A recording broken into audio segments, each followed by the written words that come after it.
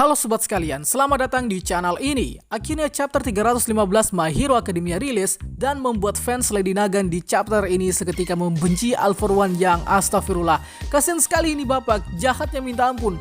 Ya, bagi kalian yang sudah tahu dengan apa yang akan kita bahas di konten review chapter terbaru kali ini, pastinya sudah tahu betul mengenai apa yang akan terjadi. Dan untuk itu, di konten kali ini akan kita bahas yang terjadi di chapter 315. Mulai dari kelanjutan Chisaki yang teriak kayak bocah hilang di chapter sebelumnya, lalu jurus baru Deku yang memanfaatkan dua quirk sekaligus, dan ya, waifu kalian meletus bagai balon hijau. By the way, konten ini full spoiler tentunya, jadi sebaiknya kalian baca dulu manganya. Sebelum lanjut, subscribe channel ini biar admin makin semangat buat kontennya dan watermark ini master di atas ini hilang. Hehe, canda. Dan mari kita mulai. Perjanjian Lady Nagan dan Chisaki. Di awal chapter 315 ini, kita langsung melanjutkan akhir dari chapter 314 kemarin yang dimana Chisaki berteriak ke Nagan untuk segera dibawa ke bosnya. Lalu kita ditunjukkan kejadian sebelum Nagan dan Chisaki bertemu dengan Deku. Di mana di sini Chisaki yang sudah diperlihatkan tangannya buntung sedang menjelaskan mengenai siapa Deku dan bagaimana sikap Deku yang bagi Chisaki adalah seorang yang terinfeksi sindrom pahlawan. Akan tetapi Chisaki punya syarat ke Lady Nagan agar setelah membeberkan fakta tentang Deku, dia berharap agar Nagan mau membawa Chisaki ke bosnya. Entah yang diinginkan oleh Chisaki sebenarnya apa, namun di sini ada sedikit kejelasan kalau Chisaki ingin bertemu untuk meminta maaf ke bosnya. Nah, pertanyaannya sekarang, seberapa pentingkah si bos ini bagi Chisaki? Bagi kalian yang masih ingat, di masa lalu Chisaki ini adalah seorang anak yang ditemukan oleh bos Yakuza Shia Hassaikai dan kemudian dirawat lalu diangkat menjadi anak angkat. Bisa dibilang si bos ini adalah seorang yang sangat berarti bagi Chisaki. Namun Chisaki di masa lalu terlalu berambisi untuk membangkitkan kembali era kejayaan Shia Hassaikai dengan cara yang sudah kita tahu, yaitu memproduksi peluru penghancur kuil dan memonopoli pasar gelap. Nah, cara yang dilakukan Chisaki adalah cara yang salah, di mana dia menjadikan Eri yang notabene adalah cucu dari si bos menjadi bahan baku produksi peluru penghancur kuil tersebut. Dan karena bos tak setuju, maka ya Chisaki terpaksa membuat si bos dibongkar tubuhnya dan kemudian terbaring koma. Untuk saat ini kita tidak tahu pasti di mana keberadaan si bos. Namun sepertinya ini perlu kita bahas di konten detail nanti mengenai problem yang dialami oleh Chisaki sampai jadi kayak anak hilang di arc ini. Kembali ke timeline pertarungan Deku versus Lady Nagan. Kini Chisaki sudah tak sabar dengan janji yang Lady Nagan belum tepati, di mana Nagan sekarang malah menarget Chisaki sebagai tumbal untuk merusak mental Deku. Dan ya, dari perlakuan Lady Nagan ini memang seakan-akan tidak akan menepati janji yang pernah dia sepakati dengan Chisaki. Mengapa bisa begitu? Ya, mana saya tahu. Lady Nagan semakin brutal dan Deku yang berhasil mematahkan prediksi. Sesaat setelah Chisaki memanggil Lady Nagan, Nagan kemudian bersiap untuk mengincar Chisaki untuk sebagai tumbal agar Deku istilahnya kena mental.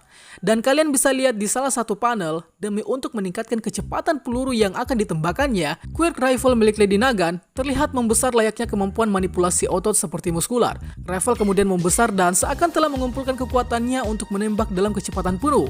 Di saat yang bersamaan juga, Lady Nagan merencanakan rencana alternatif. Apabila Deku memilih untuk menolong Overhaul, maka dia dapat membunuh Deku dengan peluru yang bakal dia tembakkan. Mengapa Lady Nagan berencana seperti ini, sementara dia sudah mengunci target pelurunya ke Chisaki?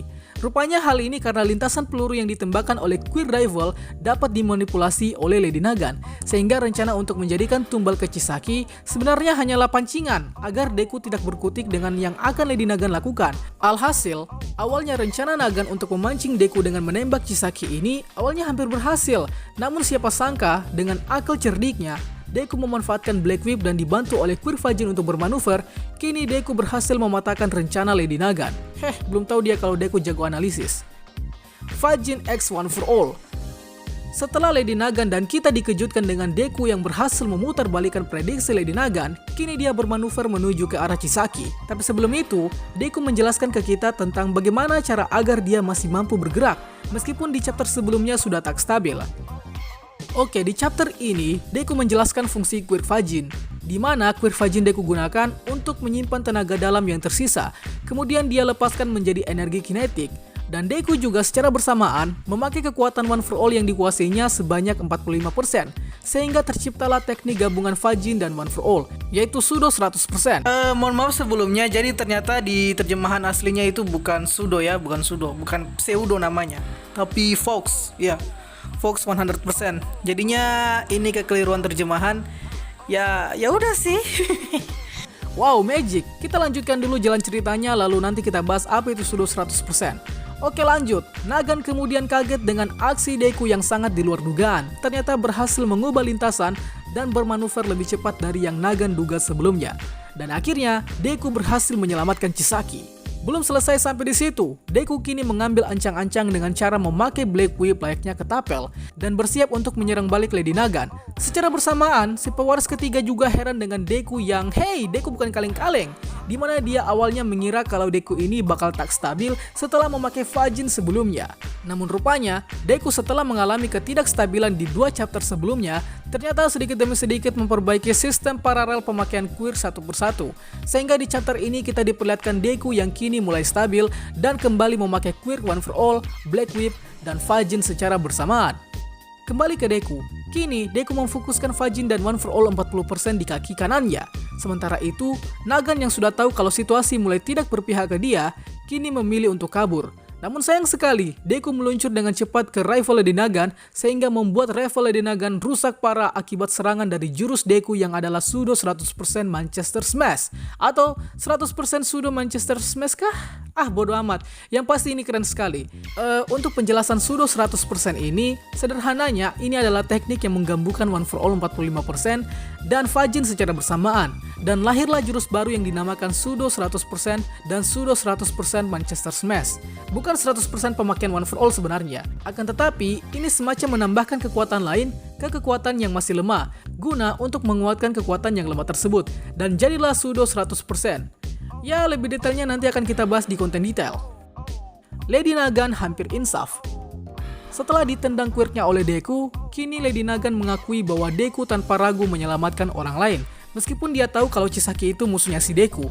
Nagan kemudian syok dengan hal ini karena bagi dia tak ada yang namanya istilah jiwa pahlawan maupun penjahat. Akan tetapi kini dia tahu bahwa dugaannya selama ini terbantahkan akibat aksi Deku yang menyadarkan kembali Lady Nagan bahwa ya di dunia ini masih ada orang baik cuy. Belum selesai syoknya Lady Nagan, dia kemudian ditolong oleh Deku yang dengan memakai floatnya memegang tangan Nagan agar dia tak terjatuh. By the way, karena syok tadi, Nagan kemudian menonaktifkan Quirk Airwalk, sehingga dia terjatuh di sini. Nah, Deku kemudian juga menyadari bahwa sebenarnya Lady Nagan ini tidak benar-benar ada niatan untuk membunuh Deku.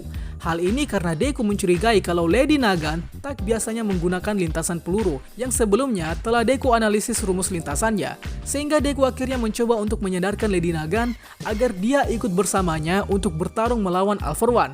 Dan ya, pada akhirnya si Lady Nagan mengakui bahwa pahlawan sejati yang menurutnya bebas dari kepalsuan adalah Midoriya Izuku. Lady Nagan meledak. Baru saja kita diperlihatkan Lady Nagan yang mulai insaf, kini kita dihadapkan dengan ulah All For One yang tailah pokoknya. Si botak ini ternyata sudah menyiapkan rencana apabila Nagan gagal dan beralih ke Deku, maka secara otomatis Nagan bakal meledak dengan sendirinya.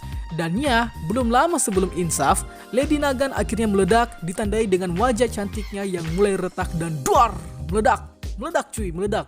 Innalillahi wa innalillahi rojiun. Lady Nagan meledak dan ledakan yang diperlihatkan di sini sangat parah. Terlihat Lady Nagan gosong, wajahnya hancur, dan ya hancur sudah. Kita tak tahu apakah Nagan masih hidup atau tidak. Namun dengan kondisi seperti demikian, kita hanya berharap ke Bang Hori agar memberikan secerca plot armor ke Lady Nagan. Di akhir chapter, Lady Nagan kemudian langsung ditolong oleh Hawks dengan cepat menolong Lady Nagan. Dan chapter 315 pun selesai. Wow, chapter yang benar-benar semakin membuat kita para pembaca membenci dengan sosok si Falcon All For One tai kucing. Entah sejat apa ini orang, namun ini sudah menjadi perilaku yang hanya dilakukan oleh psikopat, anak setan, dajjal lah pokoknya. Dan tak disangka karakter potensial seperti Lady Nagan diperlihatkan rusak begitu cepat. Sayang sekali sebenarnya, tapi semoga ada kesempatan untuk Lady Nagan masih diselamatkan. Untuk yang lebih detailnya, tentu saja akan kita buat di konten detail dan admin akan sangat membutuhkan komentar dari kalian mengenai apa yang terjadi di chapter 315 kali ini. Itulah pembahasan kita pada kali ini, sanggah apabila ada yang kurang, request juga di kolom komentar untuk pembahasan selanjutnya, dan akhir kata see you next time.